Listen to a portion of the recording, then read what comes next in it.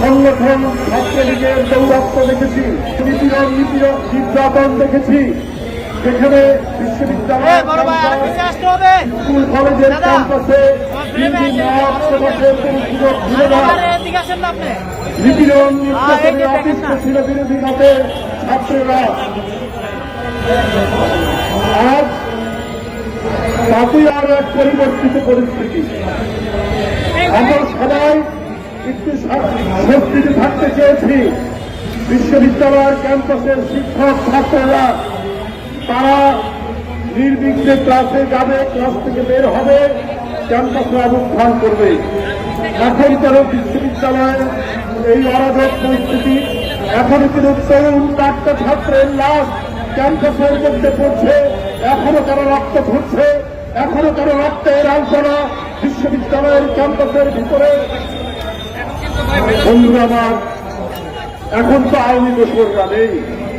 এখন যারা ক্ষমতায় আছেন তাদেরকে সকল বিরোধী দলীয় যারা গণতন্ত্রের জন্য লড়াই করেছেন তারা সমর্থন করেছে। এখন যারা লাশ পড়বে, গত পরশুদিন রাত্রি 12টার সময় ছাত্রদল নেতা সাম্য এফ রহমান হলের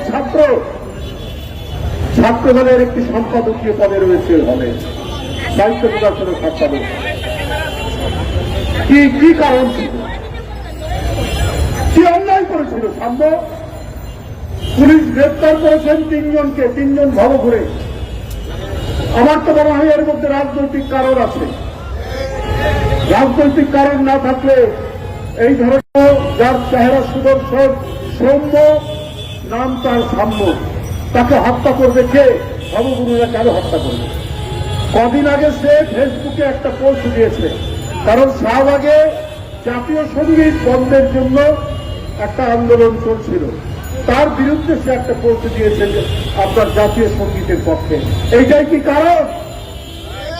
আমরা দেখেছি ফাঁসিবাদের আমলে পার্শ্ববর্তী দেশের আগ্রাসনের বিরুদ্ধে, পানি আগ্রাসনের বিরুদ্ধে কথা বলতে গিয়ে আপনারকে হত্যা করা হয়। আজকে জাতীয় সঙ্গীত, জাতীয় পতাকা, 71-এ আমাদের স্বাধীনতার পক্ষে কথা বলতে করে তার জীবন চলে যায়। অর্থাৎ যারা দেশের পক্ষে, যারা আগ্রাসনের বিরুদ্ধে, যারা দেশের স্বাধীনতার পক্ষে, যারা জাতীয় সঙ্গীতের পক্ষে, যারা জাতীয় পতাকার পক্ষে, তাদের জীবন চলে যায়। আমি এই জন্যই বলেছি যে নিশ্চয়ই এর পিছনে কোন রাজনৈতিক কারণ আছে, কারণ সে ফেসবুকে যারা আন্দোলন করছিলেন জাতীয় সঙ্গীত ইস্যুতে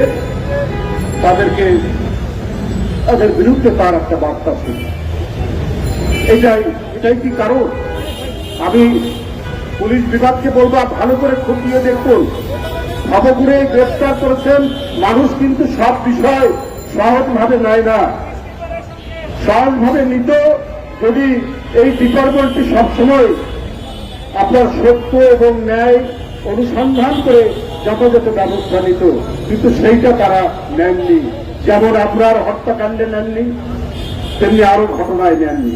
আজকে পরিবর্তিত পরিস্থিতি, হাসিনা নেই, দোসররা নেই, রক্তপাত হওয়ার কথা নয়, তারপরও জানুয়ারি মাসে এই বিশ্ববিদ্যালয়ে তোফাজ্জল নামে একজন যুবক, তাকে হত্যা করা হয়েছে। কেন?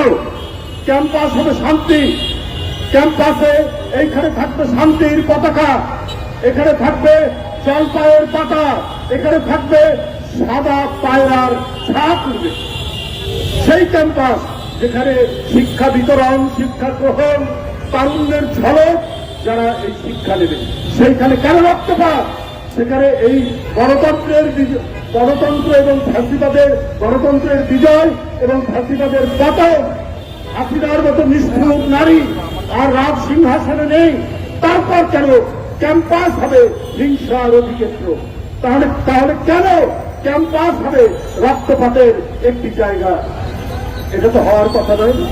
আজকে ভাইস চ্যান্সেলর সাহেব আপনার কাছে গিয়েছিল ছাত্রদলের নেতারা বিচার চাইতে, কারণ বিশ্ববিদ্যালয়ের ছাত্র সাম্য মারা গেছে।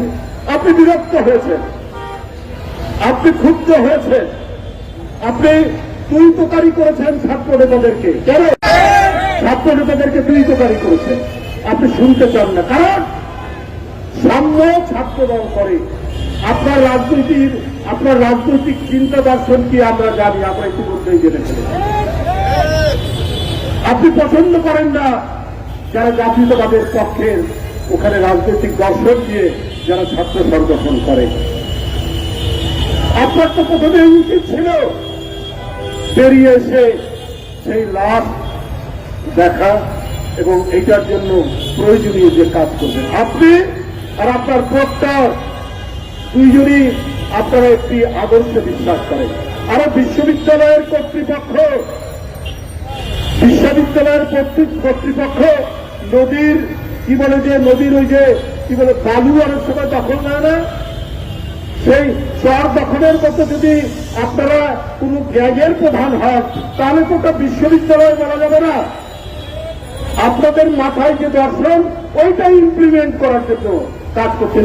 বাংলাদেশের অনেক বিশ্ববিদ্যালয়ে বর্তমান অন্তর্বর্তীকালীন সরকার এই ধরনের ভাইস চ্যান্সেলর নিয়োগ দিয়েছেন যারা এই কাজটি করছেন। সবগুলো নয়, বেশ কয়েকটি। তাদের উদ্দেশ্যই হচ্ছে তারা যে দর্শনে বিশ্বাস করে, যে ফিলোসফিতে বিশ্বাস করেন, ওইটা ইমপ্লিমেন্ট করা। কিন্তু আমরা যুগ যুগ ধরে দেখেছি যে বিশ্ববিদ্যালয়ে যে আদর্শে বিশ্বাস করে ভাইস চ্যান্সেলর, ওটা তার ব্যক্তিগত। কিন্তু উনি যখন একটি প্রশাসনের প্রধান হন, উনি তো শিক্ষক, উনার কাছে প্রতিটি ছাত্র সংগঠন, প্রতিটি ছাত্র সমান মর্যাদা পাবে। তিনি বিশ্ববিদ্যালয়ের শান্তি রক্ষার জন্য সবার সাথে কথা বলবেন। কিন্তু উনি যদি রত হয়ে যান, উনি যদি তার বিশেষ দর্শনকে প্রতিষ্ঠিত করার কাজে নেমে যান, তাহলে বিশ্ববিদ্যালয় কখনোই শান্তিপূর্ণ হবে না। বিশ্ববিদ্যালয় কখনোই এখানে স্বস্তি বয়ে আসবে না। অন্তর্বর্তীকালীন সরকার আপনার জানি না কাদের প্রতিনিধিত্ব করছে, আপনাদেরকে আমরাও সমর্থন করেছি, এখনো করে যাচ্ছি। কিন্তু এনসিপি যখন আপনাদের এই যমুনার দিকে যায়, প্রধান উপদেষ্টার বাসার দিকে, তখন তাদের সাদরে বরণ করে। তবে এই 3-4 দিন আগেই দেখলাম আওয়ামী লীগকে নিষিদ্ধের দাবিতে তারা গেলেন, তাদেরকে সাদরে বরণ করলেন। আর জগন্নাথ বিশ্ববিদ্যালয়ের ছেলেরা তাদের আবাসনের জন্য গেল, তাদেরকে আপনারা উপহার দিলেন লাঠিচার্জ, তাদেরকে উপহার দিলেন টিয়ার গ্যাস, তাদেরকে উপহার দিলেন সাউন্ড গ্রেনেড। আপনি অন্তর্বর্তীকালীন সরকার আপনারা রয়েছেন, আপনারা কি সবাই সুশীল সমাজ, আপনারা কি সুশীল সমাজের লোক, জ্ঞানীগুলি ব্যক্তি, কিন্তু আপনাদের আচরণের মধ্যে এই বিচারিতা কেন? আপনাদের আচরণের মধ্যে এই বিভাজন কেন? আজকে এই উপমহাদেশ অশান্তিতে ভরে উঠেছে, অনেক চক্রান্ত ষড়যন্ত্র চলছে, অনেক কিছু ঘটনা হচ্ছে। না তাকিয়েই এইখানে আপনাদের মতো করে দেশ চালাবেন। কিন্তু এই যে ফ্যাসিবাদের পতন হয়ে পালিয়ে গেছে, তাদেরকে মদত দেওয়ার অনেক শক্তি রয়েছে যারা দিচ্ছে। সুতরাং ডানে বামে সব দিকে তাকিয়ে যথাযথভাবে দেশ শাসন করুন, নাহলে কেউ রক্ষা পাবেন না। কোন বিশেষ রাজনৈতিক দল বা কোন আদর্শকে প্রতিষ্ঠিত করতে গেলে আপনারা কিন্তু জনগণ ধরে ফেলবে। আমরা পানি আগ্রাসনের বিরুদ্ধে, আমরা জমি আগ্রাসনের বিরুদ্ধে, আমরা টেরিটোরিয়াল আগ্রাসনের বিরুদ্ধে পার্শ্ববর্তী দেশের। আবার একই দিকে আমরা স্বাধীনতার পক্ষে, আমরা জাতীয় সঙ্গীতের পক্ষে, আমরা জাতীয় পতাকার পক্ষে, আমরা 71-এর স্বাধীনতা যুদ্ধে যারা শহীদ হয়েছে তাদের পক্ষে। আমরা তাদের বিদায়ী আত্মার আমরা ফেরাত কামনা করি। স্বাধীনতার ঘোষক শহীদ রাষ্ট্রপতি জিয়াউর রহমান এদেশের একজন সূর্য সন্তান, এদেশের এক মহিমান্বিত রাষ্ট্রনায়ক। এটাও এই জাতির গর্ব, এই দেশের গর্ব, এদেশের মানুষের গর্ব, এদেশের জাতীয়তাবাদী শক্তির গর্ব। সুতরাং আপনারা যদি ভিন্ন কোনো খাতে প্রবাহিত করেন তাহলে আপনাদের জন্য এটা সুখকর হবে না। তাই আজকে আমি এই প্রতিবাদ সভায় অবিলম্বে সামনে যেভাবে হত্যা করা হয়েছে তার রাজনৈতিক শত্রু কারা আমরা একটু আভাস পাচ্ছি। এই রাজনৈতিক শত্রুদের চিহ্নিত করে অবিলম্বে তাদেরকে গ্রেপ্তার করে শাস্তির আওতায় নিয়ে আসবে, তা না হলে এর পরিণতি ভয়াবহ হবে। আমি শাহরিয়ার আলম সামনের আত্মার মাফেরাত কামনা করে আমি আমার বক্তব্য এখানে শেষ করছি। খোদা হাফেজ। বাংলাদেশ জিন্দাবাদ।